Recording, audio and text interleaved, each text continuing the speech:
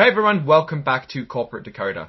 Today, we're diving into a report from MERCADOLIBRE, kind of like the Amazon of Latin America. Will we find hidden treasure or just a bunch of returns? Let's find out.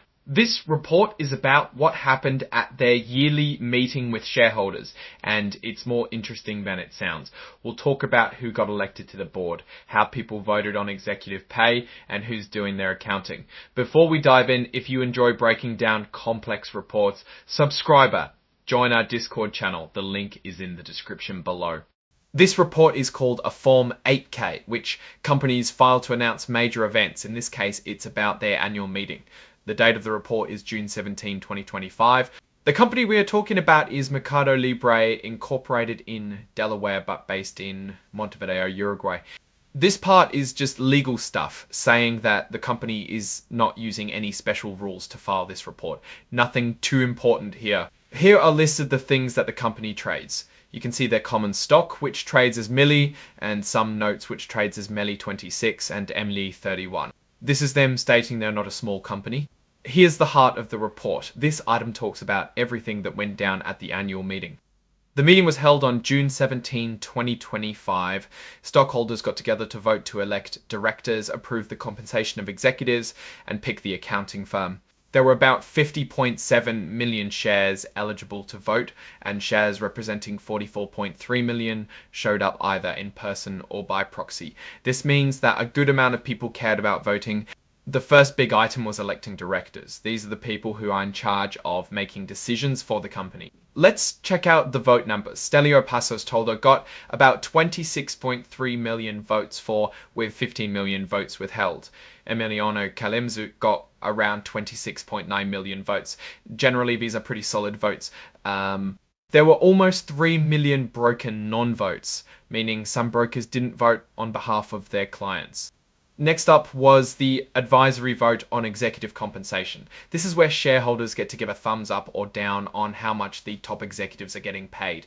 About 37.2 million votes were for the compensation, while about 4.1 million were against it. About 85,000 people abstained, meaning they didn't say either way. Again, a lot of broker non-votes here, shy of 3 million of them. Lastly, shareholders voted to ratify the appointment of Pastrelli, Henry Martin y Asociados S.A. as the company's independent accounting firm. This is basically making sure the company's books are being checked by someone trustworthy. This passed easily, about 44.2 million votes for, a little less than 100,000 against it, and a bit under 20,000 abstaining. It looks like most people were fine with the accounting firm, no broker non-votes in this case. Finally, the report is signed off by Martin de los Santos, the Chief Financial Officer, on June 18, 2025. So, what does all this tell us? Well, first off, MERCADOLIBRE seems to have pretty strong support from its shareholders. In the election of directors, there was strong support for all nominees, particularly Marcos Galperin, a company's founder. When it came to executive compensation, most shareholders were okay with what the big bosses were making. No revolution here, and everyone was pretty much on board with the accounting firm choice. Not too many surprises. What does all of that say about MERCADOLIBRE? Well, strong backing from shareholders usually means they are happy with the company and the team doing the management.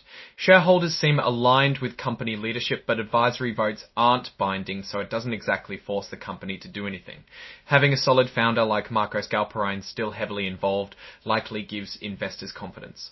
Now, for those watching at home, it's still important to keep an eye on the numbers in the long run, especially how the company's doing financially and how it's dealing with competition. Is MERCADOLIBRE a good investment? That depends on if you believe that MERCADOLIBRE can keep growing and dominating in South America.